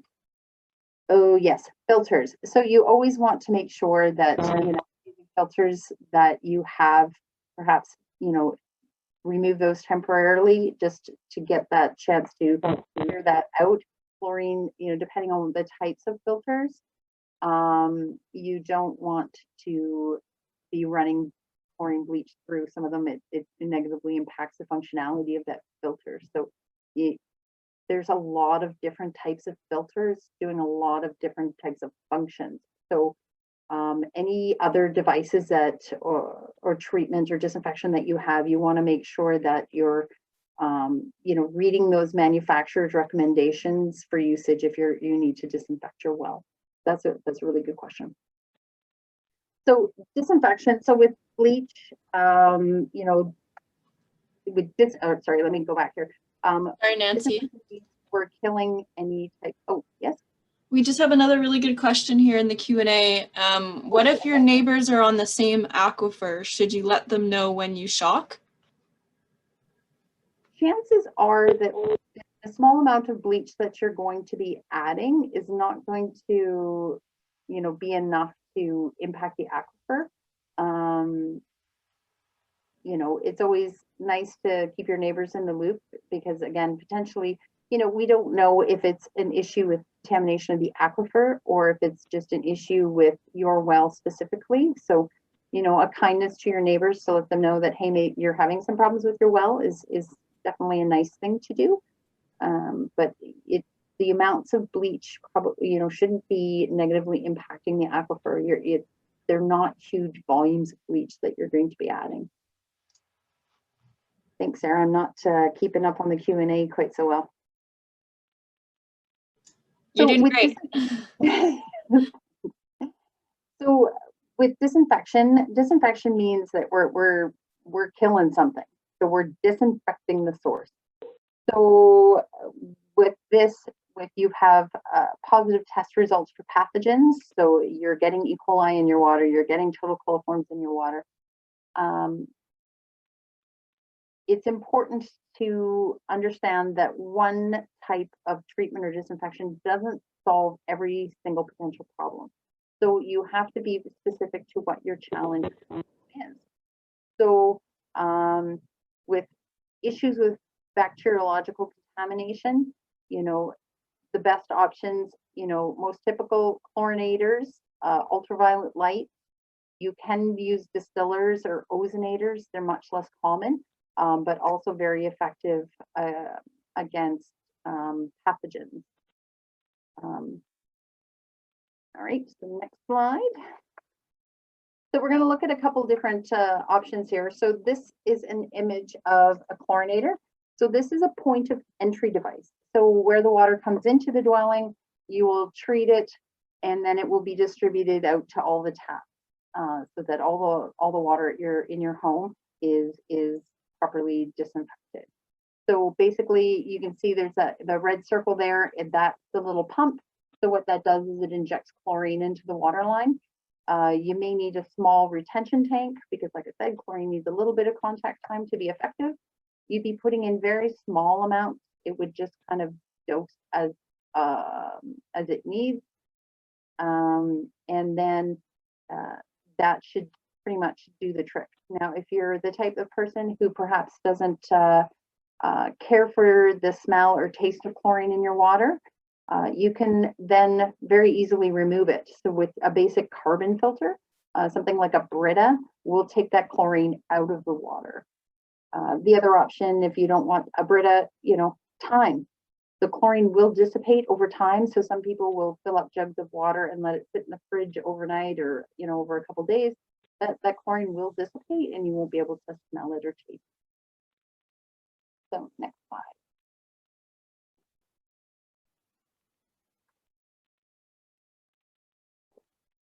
There, flush myself. Okay, so the next option would be an ultraviolet light system.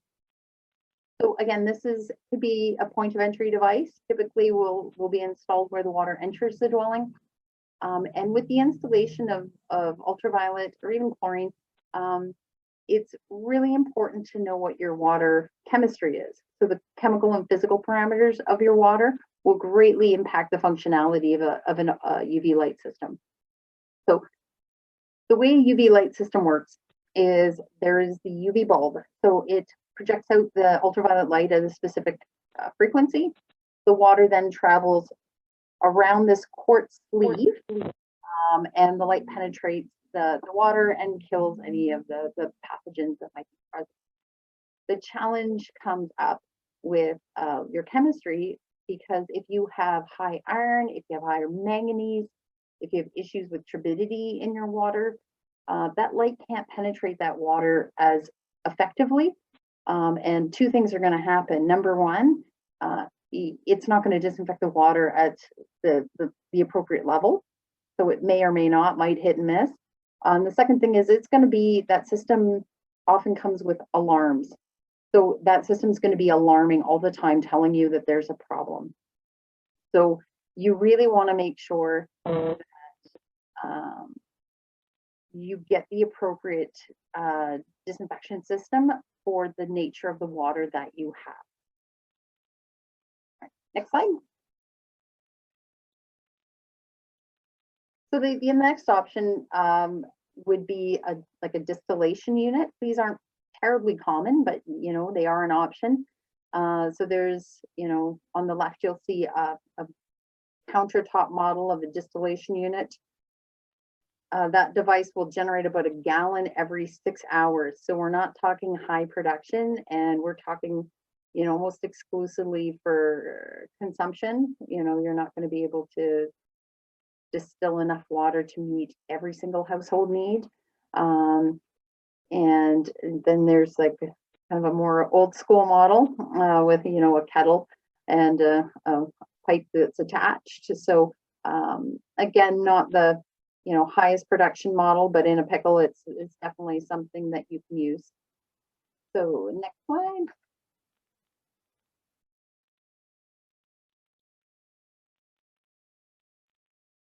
Question and answer: should chlorine be added before or after UV treatment? Okay, so if you want to put these devices, you have a multi-barrier approach. You want to put the chlorine after the UV device because you don't want to be running chlorine through. And if you use chlorine after the UV device, you can really dial down the level of chlorine demand to a very small level, because basically you're just looking for a very low level of chlorine residual to basically it's used to maintain disinfection in the distribution system. So when we're looking at large drinking water systems where they have great big expansive distribution systems, like in cities, they can have a UV unit, but one of the downsides of a UV unit is that there's no residual disinfection. Once the water goes through the UV, you know, it kills anything that's in the water, and then it goes through the pipes. There's no residual in that water that's going to kill or deal with any contamination that it encounters after it goes through the UV. So in a house, if the UV is a suitable disinfection method for your water quality, you know, probably that's all you're going to need. If you have, you know, if that has a lot of piping afterwards, you know, maybe a little bit of residual chlorine disinfection, just in case, you know, because water lines do get gungy over time. So if you put very small amounts of chlorine in the water, that'll help keep it clean through the distribution system. In a house, you know, your distribution is like this big, right? It's, you know, it's coming in this side of the house and it's serving a tap this side of the house. You know, it's typically not a concern. But definitely if you are constructing that, you want the chlorine to be last in the process. All right, how do you control THMs and HAAs with the use of chlorine? Ooh, okay, so THMs are trihalomethanes and HAAs are haloacetic acids. So these are referred to as disinfection byproducts. So what happens with chlorine is if you have a high organic level in your source water, those organics will interact with chlorine, and there is the potential formation of these disinfection byproducts. So disinfection byproducts are believed to be linked to cancer when they've been consumed for, you know, over a long period of time. So what you would need to do to address the concerns with THMs and HAAs is to remove those organics before you chlorinate. So that's where you will see things like filtration. So you want to, as much as possible, remove those organics before you chlorinate so that you don't have that potential of formation of those disinfection byproducts. That's a great question. Thank you for that one. So, ozonator. So an ozonator, again, is a point of use typically. So you'll see these put right near a tap in the kitchen typically. So it goes through a filter and then it goes to the device where it's creating the ozone. So it's generating ozone in the box and then it's injecting that into the water. So ozone, so oxygen is O2, ozone is O3. So it's got the two bonds with the three oxygen elements. So you go from a diatomic, you know, a unit to a triatomic, and it's very unstable. So that's what's going to be your oxidizer. So it oxidizes those organic materials in the bacterial membrane. So basically it blows up the side membrane of those pathogens and kills them. So, you know, or, you know, weakens the cell wall. So basically that's how an ozonator works. Again, not, you know, we do see these, they're not as common as say a UV or a chlorinator, but definitely it's an option for use. All right, next slide. So the next thing we're going to look at is treatment. So again, lots of different options.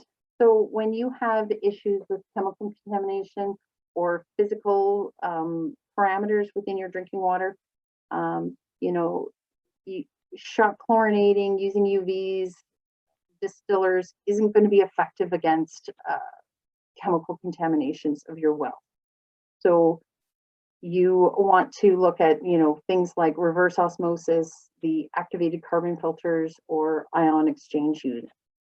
So it's really important to remember if you have a chemical, you get your test results and you've got some high chemical parameters in your test results, you don't want to boil that water because that's not going to remove the problem. It's only going to concentrate it because more of the water has evaporated away and now you've actually concentrated that element. And so you don't want to be boiling that. And just really very important. When, you know, if you identify that you have some issues with your drinking water quality, that, you know, if you go out and you're looking to purchase some type of unit to address that problem, if they're not asking you to see your test results, chances are they aren't the best person to be selling this to you. You know, you want to make sure, like, they need to know all those parameters in your test results to make the correct recommendation.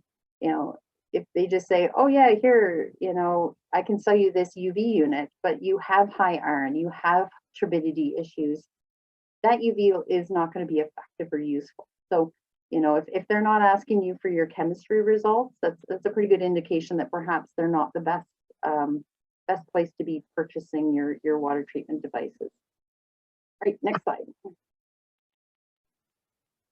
So reverse osmosis. So also referred to as RO units. So basically what's happening is, again, this would be a point of use. So it's mounted underneath the tap. It goes through the filters, and what it is it's a semi-permeable membrane with very, very small pore size and a pressure tank. So it forces the water through this semi-permeable membrane, and that filters out you know, any of the contaminants in the drinking water. What would you consider to be the basic form of disinfection, as most people can't afford such complicated and expensive systems?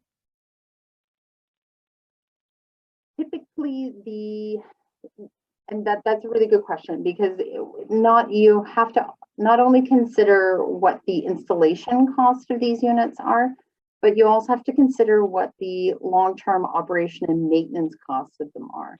So some of them might be less expensive to install upfront, but the replacement parts, you know, you've got to replace parts frequently and they're very expensive. So over the lifespan of that unit, it's going to cost you way more than if you spent a bit more money upfront. So it really, there are lots of options. So you really need to look into all those different options and see what's going to work best for you. Chlorine is typically fairly, you know, inexpensive. You've got a basic pump, you know, a small little injector pump. You know, you've got some chlorine that you're going to be injecting, potentially a small retention tank. Again, you know, but then you've got the ongoing maintenance that needs to be done. Not everybody's all that mechanical. I know that's not really my jam, you know, running that kind of stuff. So, you know, UVs are a little more straightforward, you know, they're plug and play. You just have to make sure that, you know, the intensity of the bulb is being maintained, and typically they have a digital readout to assist you with that. Those are the ones most commonly seen, but, you know, for different, and that's to deal with bacteriological issues. If you have chemical or physical parameters that need to be addressed, each one is a little bit different, which kind of filter you would need. So you pretty much need to shop around and look at what's going to work best for you. All right. Why, another question here. Why would you need reverse osmosis? What parameters is it fixing? So reverse osmosis, it's very, it takes everything out of the water. So I don't see a lot of RO units. The RO units that I have seen, you know, in working as a health inspector are typically those that are using the ocean as source water, because it will filter out the salt and everything else. They are definitely higher price item. You also sometimes see them for people who have boats. They call them a water maker. So again, it's just pulling the raw ocean water, or, you know, into the RO unit, and then, you know, filtering out all the salt and everything else. The challenge with that, you know, with ROs, a lot of times is you know, what makes water palatable is sort of all those minerals and different things. And that's, so RO water tends to taste really flat. It's just like, you know, there's just nothing to it. And water is always trying to look for that, you know, that balance.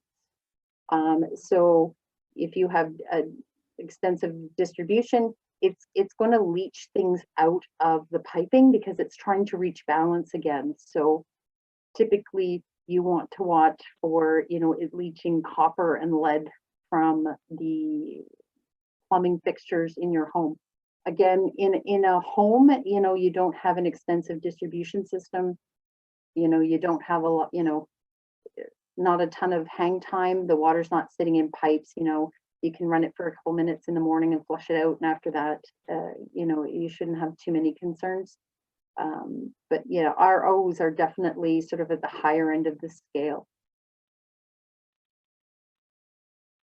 So yeah, doesn't an RO system remove all the, yeah, all the good minerals that we need along with the bad? Yeah, so ROs definitely take everything out. And that's why, you know, like I said, it tastes quite flat. So, you know, most people wouldn't opt for that unless, you know, your only choice is to go with, you know, say ocean water. Okay, next slide, thank you. So the activated carbon filter, again, that's a point of use device. You just see plugged in underneath the sink. This will remove taste and odor. So, you know, if there's something that's a little off-putting, you can find the filter to take it out. It's not something that's going to negatively, you know, impact your health per se. It's also used if you are chlorinating your water and perhaps don't care for the smell or taste of chlorine in your drinking water and you want to take that out. So you can filter that out. But it's really important that you don't want to use an activated carbon filter on untreated water. So if you have a well and you don't have any treatment or disinfection on it, you don't want to be using like a Brita filter because the pore size in the filters is irregular. So it has the potential to capture some of the bacteria that might be present, but it can also dislodge it, and then you can get a great big slug of nastiness coming through in your water. It's just, it's to remove lead and chlorine basically from your drinking water. So if you're not chlorinating, you know, you don't want to be using that on an untreated water supply. Right, next slide. So ion exchange, again, basically that ion exchange is like a water softener. Again, that's dealing with aesthetic issues and not necessarily going to treat any bacteriological problems. All right, next slide. So suspected problems. So what do you do if you think you have a problem? So again, you can always try to reach out to your local environmental health officer, health inspector. We can definitely give you some advice. If there's issues or questions you have about your well construction, you know, reaching out to people like Nicole are, you know, fabulous resources and can give you a lot of, you know, information and guidance. So the challenge comes if, what if you think your neighbors, you know, if it's a problem with your neighbor? So we always encourage people to have that conversation first before they call us. You know, talk to your neighbor. You know, perhaps they're not aware that what they're doing is potentially putting their water and your water at risk. You know, see if you can work it out. People phone us and you know, are hoping for us to go out and take action, but they're like, well, don't tell them it was me that called. Well, it's kind of hard to hide that, so we always kind of caution people that they're apt to know who called. You know, we always try to encourage the conversation, but obviously if that's not going to work, we can definitely provide you advice depending on the situation. We may or may not be able to come out. It really depends on the situation, because most of our legislation is linked to multiple connection water systems. We do have some legislative authority for single connection wells. but it's not as fulsome as you know, the authority that we carry with municipal large connection drinking water systems. But as always, we're definitely here as a resource for any questions that you might have.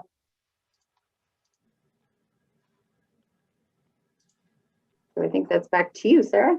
Perfect. Thanks so much, Nancy. And thank you, Nicole, too. Both great presentations.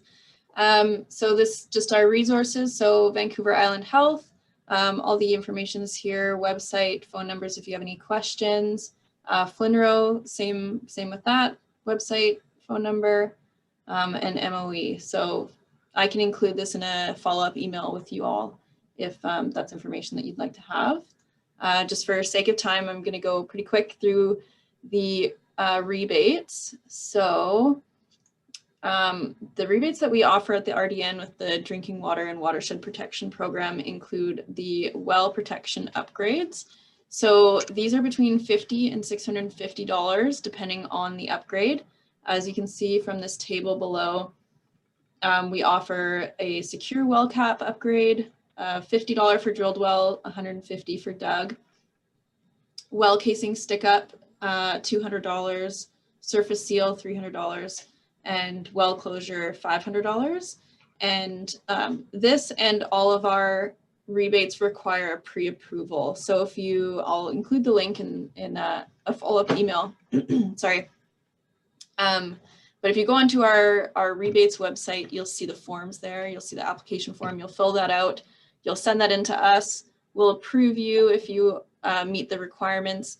And then you'll have a certain time frame that you can complete that work and then send us back your photos and your claim form, and then we'll submit your rebate to you. So it's a bit of a process, but it's been very successful. We've already fully allocated our funds for this year, so this will be reopening in January. Water quality testing, which I believe most people here are most interested in. We offer 50% off of a full spectrum test. And this one, currently you don't need to have a pre-approval, but starting in January 2021, you will require a pre-approval application form. So once you're approved, we provide you with a voucher, and then you bring that voucher along with your water test samples, your water samples, and then we work with the lab to sort out your eligibility and then provide you with the rebate. And this is only one per well. So same with the wellhead upgrade, that's only one rebate per well. But you can do multiple of those. You could do like a well cap and a stick up extension. You could mix and match. So basically, key messages for our WellSmart webinar is that groundwater is a shared resource. It's shared by your family, your neighbors, the environment.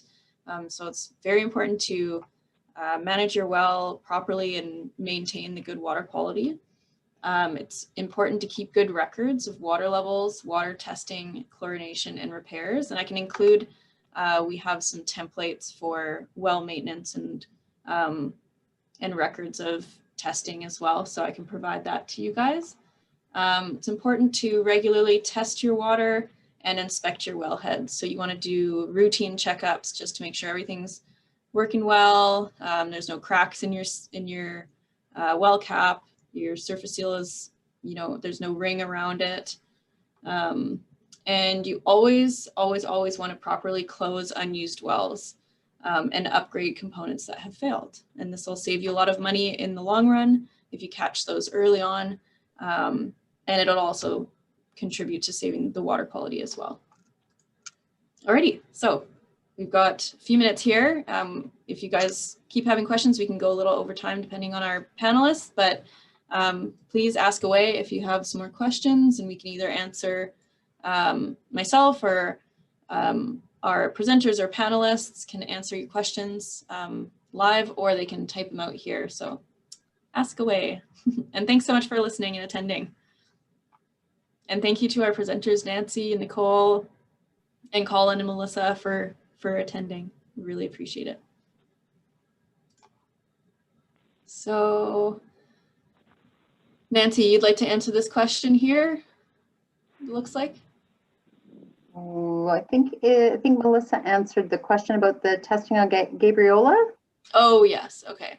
Oh, sorry. But there is another one maybe Melissa can speak to, is how much is a full spectrum test approximately? And then is there water testing resource in Parksville or Qualicum?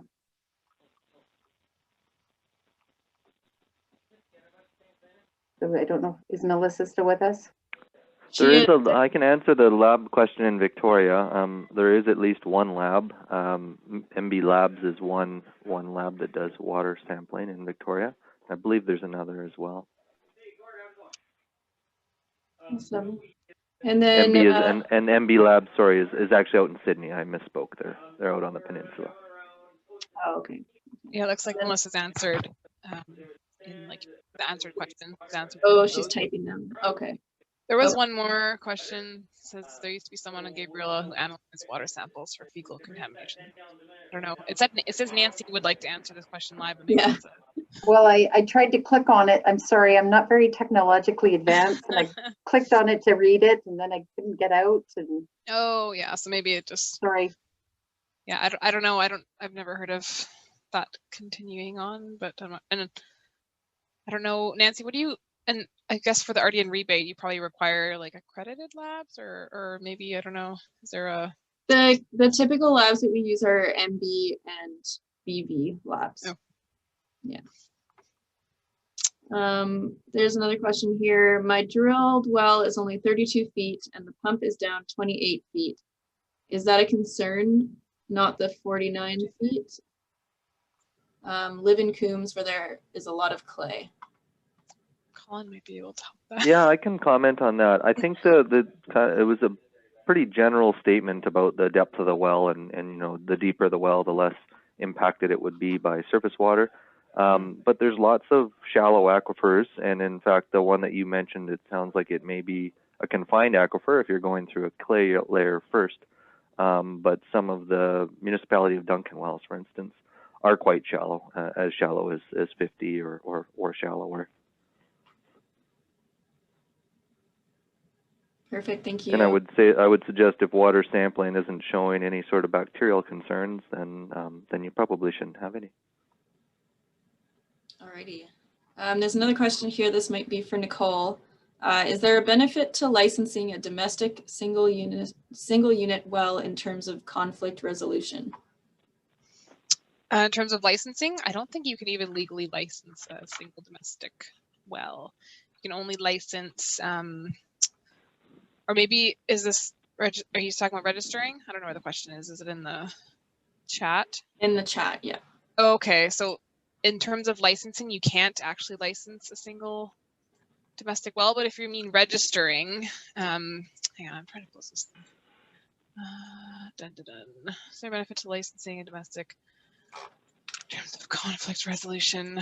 I guess it would depend on the conflict resolution. Like we typically recommend registering a well in case, say maybe there's a new industrial operation going in and they're looking at how many well users are in the area and kind of, we can approximate it, but without kind of the exact well details, it's hard to see how it might impact the users in the area.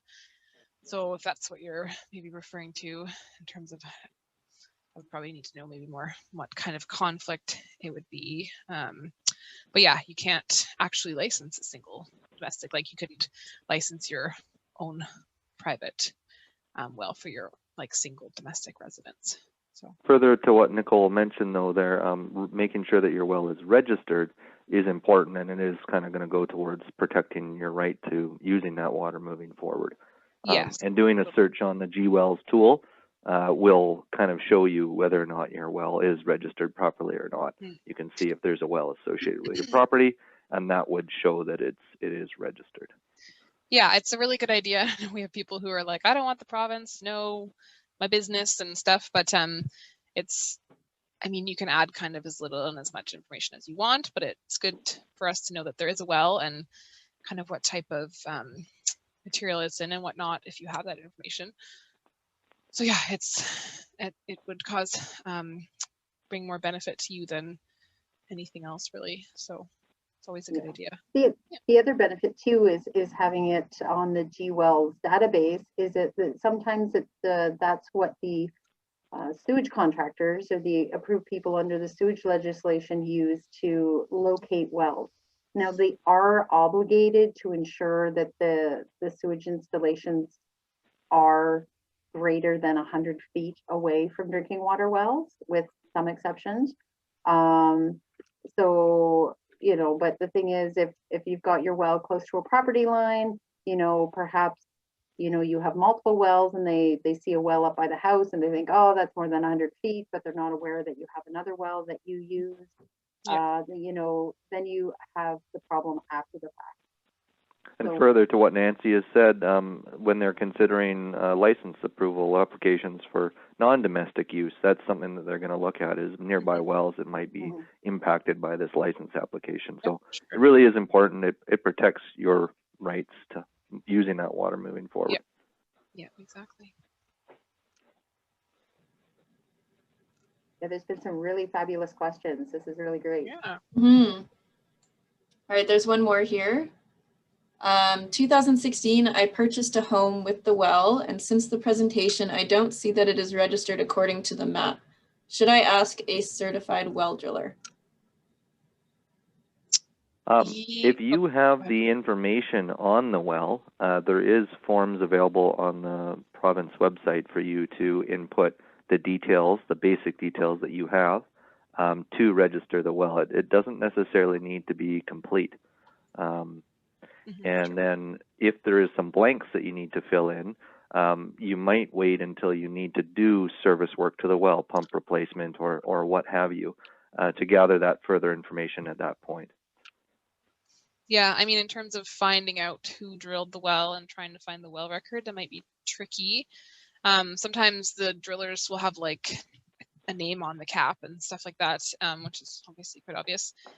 Or maybe if you have information from the previous homeowner, you can contact them and see if they might know who drilled the well, depending how old it might be. But it can be hard to track down, and that's why it's like so important to try and, you know, pass along the information to new property owners, because as you can see, it's hard when you don't get it. So, but yeah, as Colin mentioned, yeah, you can always register your well, even if you don't have the exact well record. Like, it'll just take kind of location and things like that. So then at least your well is still registered as to being there. It's just not a lot of details. So Awesome. Another one here. Is rainwater collection legal now for a potable water source if treated properly? I guess that's mine. For single family dwellings, we don't regulate it. You can draw your drinking water from wherever you please. So obviously we would have recommendations of how to make that safe and potable, but we have no, you know, regulatory authority to say you can or cannot do it. There is now, it just came out, I believe, the end of August. So this is pertaining to, you know, water systems that are governed under the Drinking Water Protection Act. The province released some guidance documents about rainwater harvesting for potable use. So we do consider those applications. The challenge with that is if you're wanting to use it for potable water use, we would consider that because of the collection methodology that's used to be like a surface water supply, and it would need to meet the surface water treatment objectives. So the amount of treatment and disinfection is a little bit higher than if you have a really great secure groundwater source.